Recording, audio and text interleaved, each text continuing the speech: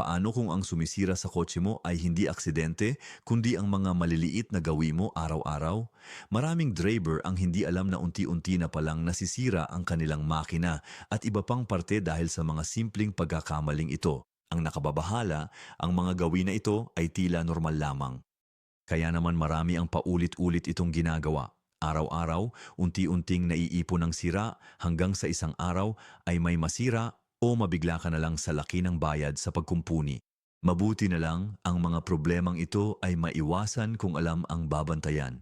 Tatalakayin natin ang 7 maling gawi na makasira sa iyong sasakyan at magastos.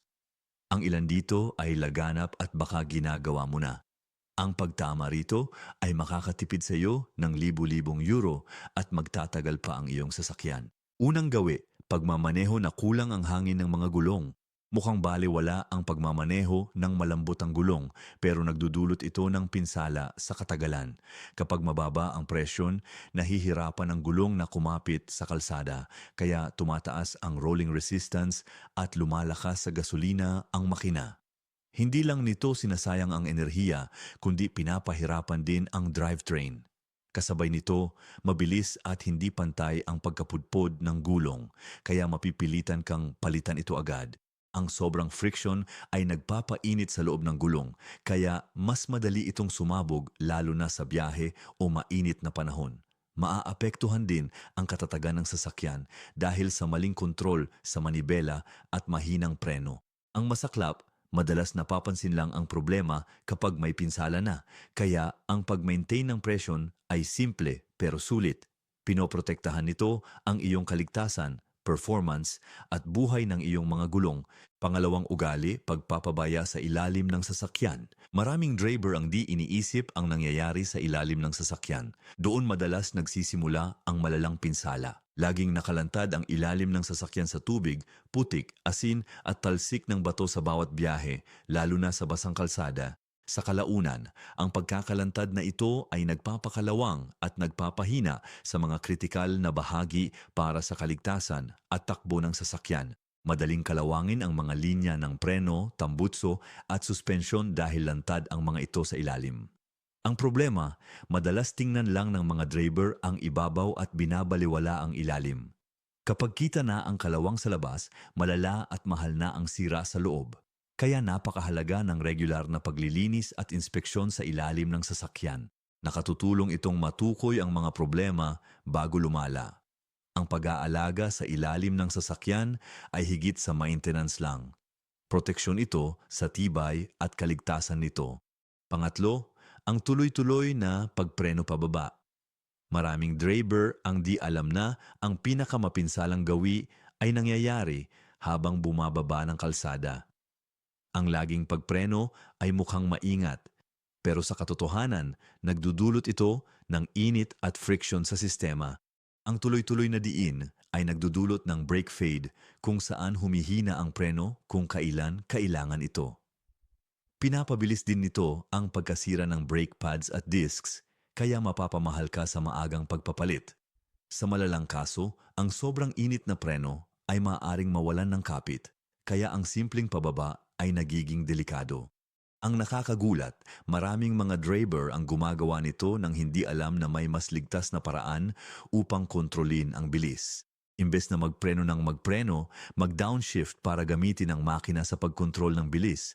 Ang gawaing ito ay nag-iingat sa preno at nagpapabuti ng iyong kontrol at kaligtasan sa bawat lusong. Iwasang magmaneho ng paubos na ang gasolina. Ang pagmamaneho ng laging paubos ang krudo ay tila walang epekto, pero maaari itong makasira sa iyong sasakyan kalaunan. Kapag kulang ang gasolina, hindi na napapalamig ang fuel pump, kaya ito ay madaling mag-overheat at masira agad. Kasabay nito, ang mga latak sa ilalim ng tangke ay pwedeng humalo sa sistema na pwedeng bumara sa fuel filter at magpahina sa makina. Nagreresulta ito sa pagputol-putol ng takbo, pag-aatubili o biglaang pagtirik ng sasakyan. Mas malala, napapansin lang ng marami ang pinsala kapag kailangan na ng mahal na repair. Ang tila isang maliit na kaginhawahan ay maaaring unti-unting maging isang malaking problemang mekanikal. Kaya ang pagpapanatiling may laman na sangkapat ng tangke ay simpleng ugaling epektibo. Pinoprotektahan nito ang fuel system at pinapahaba ang buhay ng makina. Ikalima, ang matagal na pag-idle para magpainit. Akala ng marami, ito ang pinakamainam na paraan para ihanda ang sasakyan. Dinesenyo ang mga modernong makina na uminit habang tumatakbo. Ang matagal na pag-idle ay hindi nakakatulong. Nagsasayang lang ito ng gasolina at nakakasira ng unit. Sa katunayan, nagdudulot ito ng hindi kumpletong combustion na nag-iipon ng carbon sa loob ng makina. Maaari itong makaapekto sa takbo at kalusugan ng makina. Nagpapataas din ito ng emisyon ng walang benepisyo sa iyong sasakyan.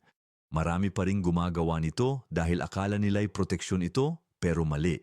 Mas mainam ang dahan-dahang pag-alis matapos ang maikling pag-init para uminit ang makina ng natural. Makakatipid ito sa gasolina at iiwas sa pagkasira. Ika-anim, huwag nang mag-pump ng gas pagkatapos ng unang click. Ang pagpuno sa tangke ay tila matipid, pero sa totoo lang, mas nakakasama ito kaysa nakakabuti. Kapag nag-click ang nozzle, hindi ito aksidente. Senyales ito na puno na ang iyong tangke. Ang pag-pump matapos ang click ay maaaring magtulak ng likidong gasolina sa evaporative system na para lang sa singaw. Maaari nitong masira ang charcoal canister at iba pang bahagi na magreresulta sa magastos na sira at pag-ilaw ng check engine light. Maraming driver ang di alam na nakakasira sila dahil lumalabas lang ang epekto paglipas ng panahon. Ang simpleng ugali sa gasolinahan ay maaaring magdulot ng magastos na sira. Sa susunod na mag-click ang nozzle, huwag na itong dagdagan. Ang paghinto sa unang click ay madaling paraan pamprotekta sa fuel system at iwas gastos sa kumpuni. Ikapito, sobrang karga ng sasakyan. Ang pagkakarga ng labis na pasahero o gamit ay tila walang epekto, pero nagdudulot ito ng stress sa sasakyan. Bawat sasakyan ay may limitasyon sa karga at ang paglabis dito ay nagpapapuwersa sa mga bahagi nito. Mas nahihirapan ang makina, transmission at mga preno sa paghinto. Dahil dito, bumibilis din ang pagkasira ng suspension, mga shock absorber at spring. Pati ang iyong mga gulong ay naaapektuhan, mas mabilis silang nauupod at nagiging mas madaling uminit o pumutok. Mapapansin mo rin ang mas mataas na konsumo ng gasolina at mas mabagal na tugon ng sasakyan, lalo na kapag umaarangkada o lumiliko. Madalas dumarating ang mga pinsala ng paunti-unti, kaya madaling baliwalain ang mga ito hanggang sa kailanganin na ang magastos na pagkukumpuni. Ang pagsunod sa mga limitasyon ng kargang inirerekomenda ng gumawa ay isang simpleng gawain na nakakatulong mapanatili ang performance, mapabuti ang kaligtasan, at mapahaba ang buhay ng iyong sasakyan. Ang mabuti, maitama mo ang mga gawing ito simula ngayon. Ang maliliit na pagbabago sa pagmamaneho at pag-alaga ay magdaragdag ng taon sa buhay ng sasakyan at makakatipid ka ng libu-libong euro sa mga repair.